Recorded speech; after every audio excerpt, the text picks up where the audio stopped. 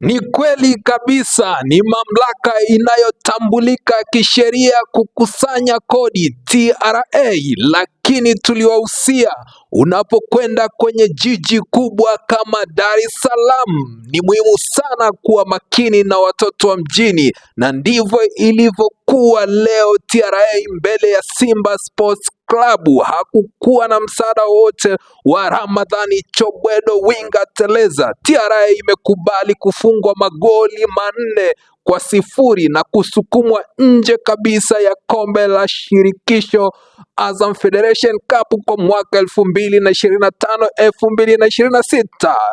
Simba Sports Club inaungana na Dar es Salaam Yanga Africa Coastal Union ya kule Tanga kuelekea kwenye hatua ya nusu fainali, bila kuwasahau Azam FC wana lambalamba.